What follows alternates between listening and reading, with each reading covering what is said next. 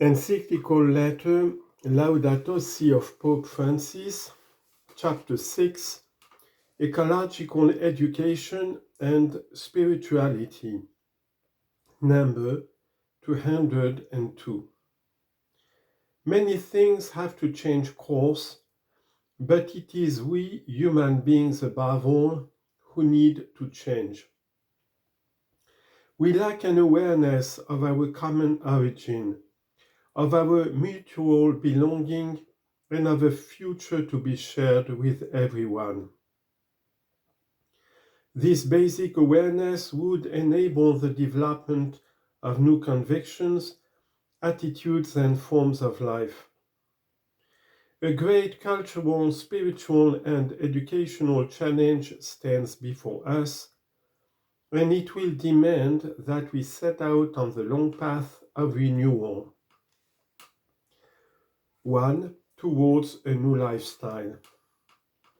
Since the market tends to promote extreme consumerism in an effort to sell its products, people can easily get caught up in a whirlwind of needless buying and spending.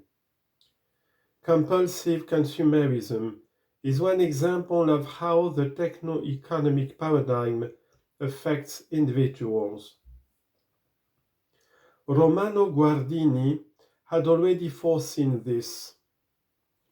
The gadgets and techniques forced upon him by the patterns of machine production and of abstract planning mass man accepts quite simply. They are the forms of life itself.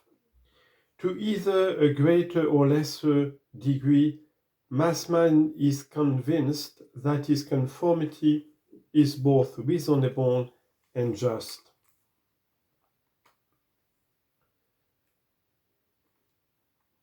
This was a quote from Romano Guardini, Das Ende der Neuzeit, in English, the end of the modern world. End of note. This paradigm leads people to believe that they are free as long as they have the supposed freedom to consume. But those really free are the minority who wield economic and financial power. Amid this confusion, postmodern humanity has not yet achieved a new self-awareness capable of offering guidance and direction. And this lack of identity is a source of anxiety.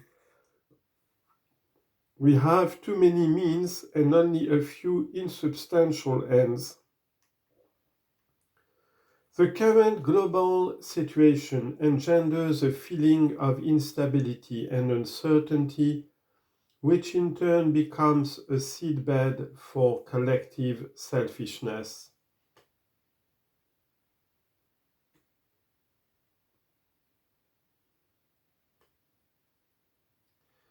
When people become self-centered and self-enclosed, their greed increases. The emptier a person's heart is, the more he or she needs things to buy, own, and consume. It becomes almost impossible to accept the limits imposed by reality. In this horizon, a genuine sense of the common good also disappears. As these attitudes become more widespread, social norms are respected only to the extent that they do not clash with personal needs. So, our concern can be limited merely to the threat of extreme weather events, but must also extend to the catastrophic consequences of social unrest. Obsession with the consumerist lifestyle, above all when few people are capable of maintaining it, can only lead to violence and mutual destruction. Yet all this is not lost. Human beings, while capable of the worst, are also capable of rising above themselves, choosing again what is good, and making a new start despite their mental and social conditioning.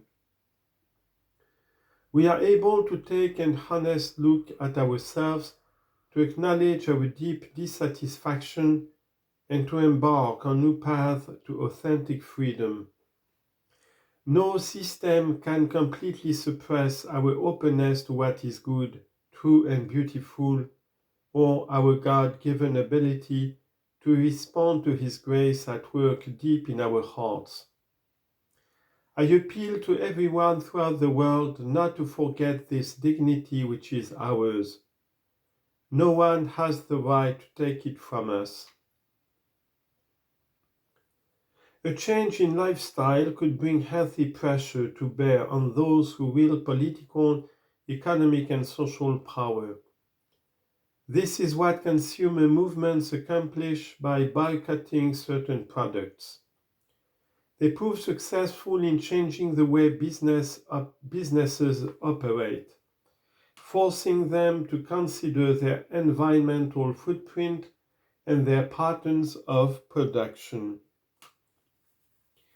When social pressure affects their earnings, businesses clearly have to find ways to produce differently. This shows us the great need for a sense of social responsibility on the part of consumers. Purchasing is always a moral and not simply economic act. Today, in a word, the issue of environmental degradation challenges us to examine our lifestyle.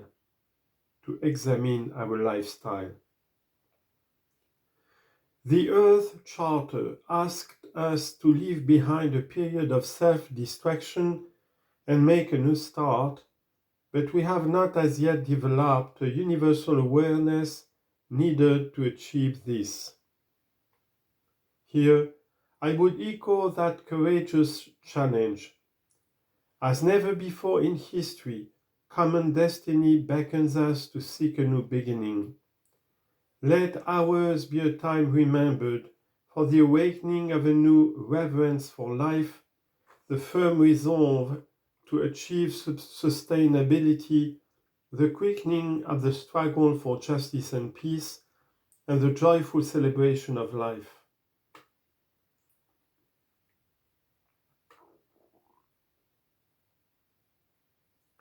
We are always capable of going out of ourselves towards the other.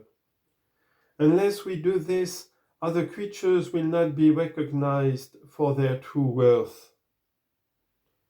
We are unconcerned about caring for things for the sake of others. We fail to set limits on ourselves in order to avoid the suffering of others or the deterioration of our surroundings. Disinterested concern for others and the rejection of every form of self-centeredness and self-absorption are essential if we truly wish to care for our brothers and sisters and for the natural environment. These attitudes also attune us to the moral imperative of assessing the impact of our every action and personal decision on the world around us. If we can overcome individualism, we will truly be able to develop a different lifestyle and bring about significant changes in society.